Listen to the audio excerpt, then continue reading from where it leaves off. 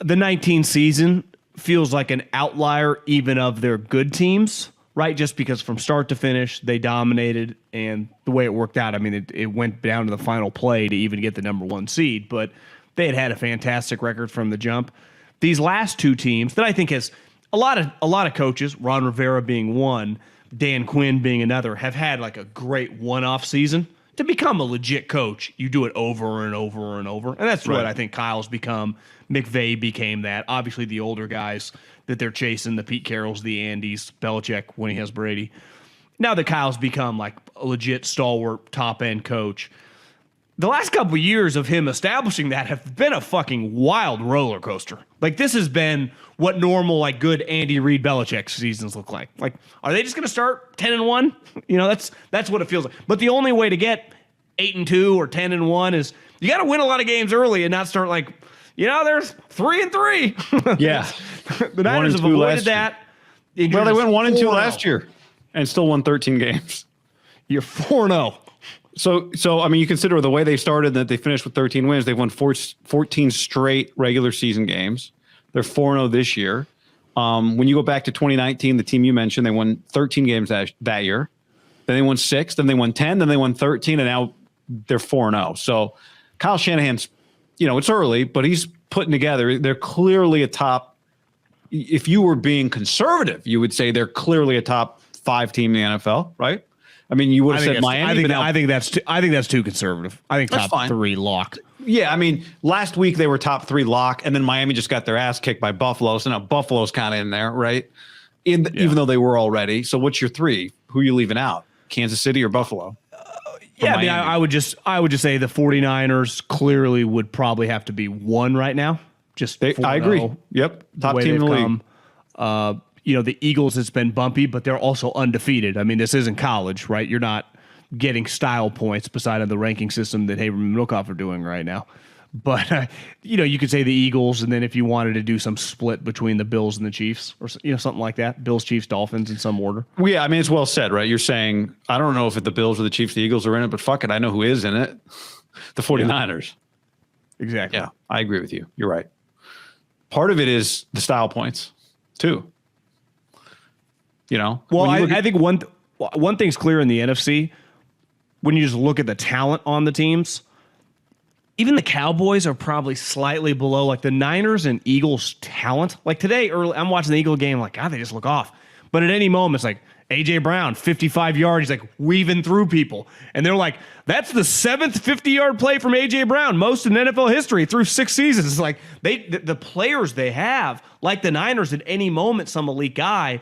And I think what's cool about this season with like the Eagles and the Niners, and same with the Cowboys, like we get to see it, right? They get to play in the regular season, which is obviously dependent in football on who your division plays on a given year. And I think it's pretty sweet that this fell this way for this season. We're going to get, you know, starter pack this season next week. And I think it's fair to say the Eagle game feels bigger than the Cowboy game, and the Cowboy game is very big, right? Yes. I'm not talking ratings like Sunday Night Football, 50 million people could watch on Sunday.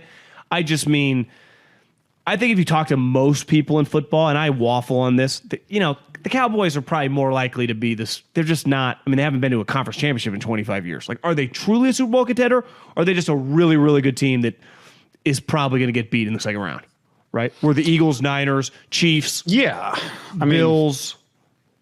I'd even say the Dolphins, like, is Tua Tagovailoa going to win a fucking Super Bowl? Are they going to get there with that? It's not even Tua. I would say it about McCarthy. And he's already won one, right? Yeah, he had Aaron Rodgers. Yeah, but Tua's team, his defense sucks. Purdy's team is on like year 4 of being one of the best teams in the NFL, right? And their defense is terrible. And that's the one thing I think the Cowboys can. Well, what if we just get a couple shutouts, right? Or, yeah. I mean, maybe that was the Dolphins-Chiefs game. The Niners had that Chiefs game last year. Maybe that was Miami's game today on the road in Buffalo, right? Could have been. But that felt like the setup for what Niners-Cowboys is next week. And it was 14-14, and then they got rolled. Yeah. So I do think, you know, the 49ers set a franchise record. They said on the broadcast, like, first time in their franchise history, which obviously they had incredible teams for 2 straight decades, and then the Harbaugh teams, and then a couple of these. But even that 19 team, which is the best start to finish of the bunch, was not like beating down the doors offensively, if you remember different points in times with that team, till like middle of the season. But when you look at, being 4-0, I lost my train of thought. I don't even know what I was going to say. The stat that they gave about the old Niners teams. Offense. Oh, yeah. Like, more than likely, that will end. Like, it's okay for it to end. Like, sometimes I forget the exact score of the playoff game, but what was it, like 19 to 16 or something? Yeah, it was, which honestly, did we learn that much today? I didn't. I mean, we'll dive into the game, but it's football. You only get so many of these. You obviously react to them, but you learn much more when they play Giants Thursday night, short week. Like, okay, let's see the mettle of this team. And I think what makes this football team unique, and this is where I put the Eagles here as well, is like they're kind of the same team from last year. Because usually in football there's a lot of turnover. Even, it could be 6-7 key players. I look at the Eagles and the Niners like fucking same goddamn team. They just like flip-flop one player. I mean, the Niners are legitimately the same squad, right? What the hell is the difference between McGlinchey and McKivitt? It's the same thing to me, right? I mean, I don't ever expect McKivitt. You think Gardetto would have smoked McGlinchey on that spin move today? Gardecki? Yes. Dude's good. But you know what I mean? Like, legitimately, the entire team, it's almost like in the NBA. Yeah. Sometimes just your whole team comes back. In football, it's pretty rare. I mean, this is the exact same squad they were rolling out last year beside Hargrave. The exact same fucking team. Yeah, with the argument I think that you could make on the Niners, you could definitely make it on the Eagles. I don't think you can make it on the Cowboys. But for the Niners, you'd say 1 year later, the quarterback's probably better.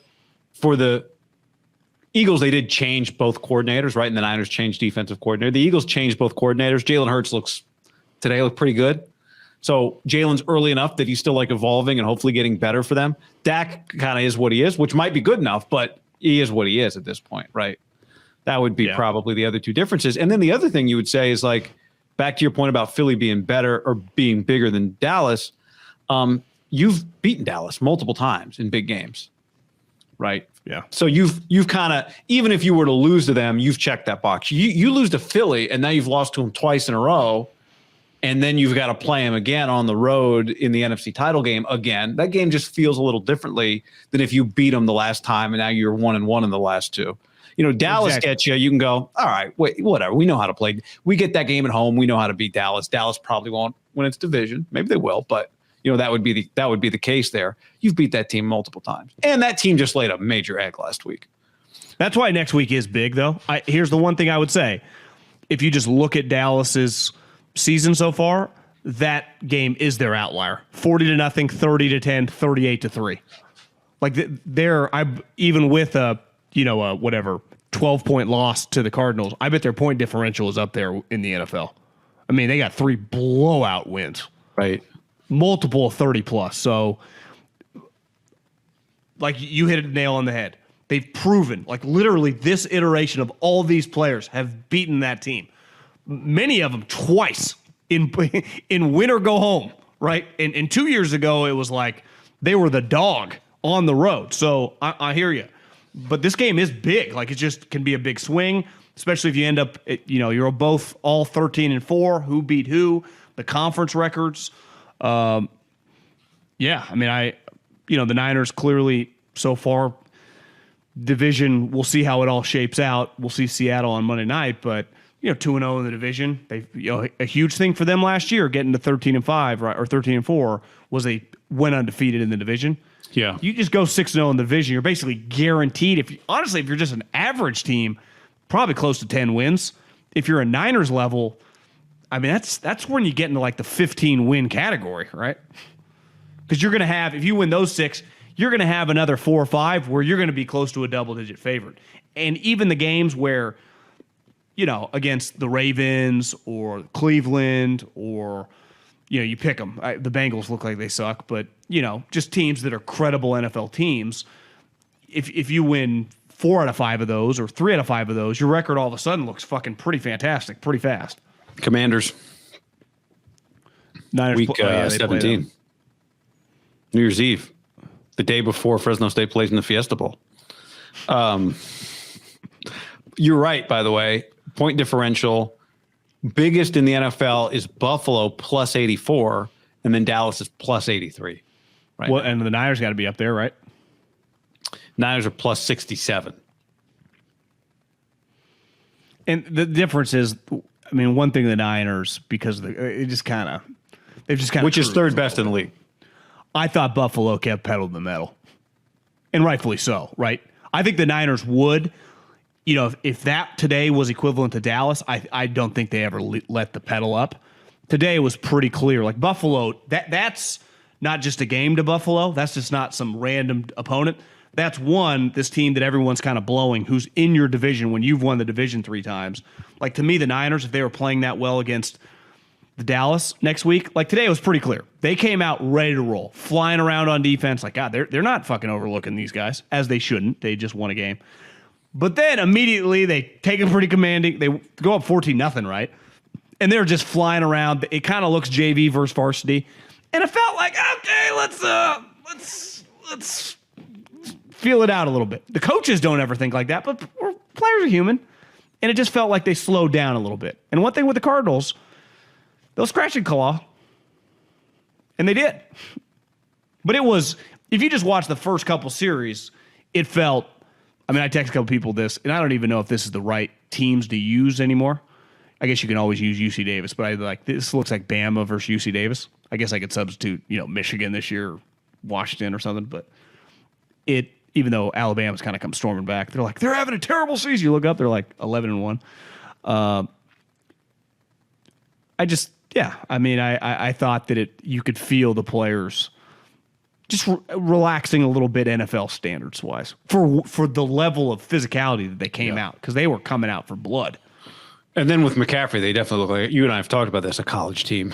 Part of it was, I watched Bosa and Tayshaun Gibson. When they talked to the media on Wednesday, both of them said, like, they were asked what they thought of the Cowboys-Cardinal game. Both of them said the team that played harder won that game. Both of them watched the tape and said, yeah, Cardinals played harder than the Cowboys, which is, I think, part of the indictment of who the Dallas Cowboys are. But the Niners get beat sometimes. They've even been blown out a couple times. I can't remember watching them play going, other team just wanted it more than them today. And I just think that's in there in Dallas somewhere. It's in there. You get that. That's who they are. Deep down, sometimes they're that team. And, Bosa said it wasn't a wake-up call for us. And he's right, because that's how they play. But I think it couldn't have hurt that they just watched the Cardinals play that way against Dallas the other day.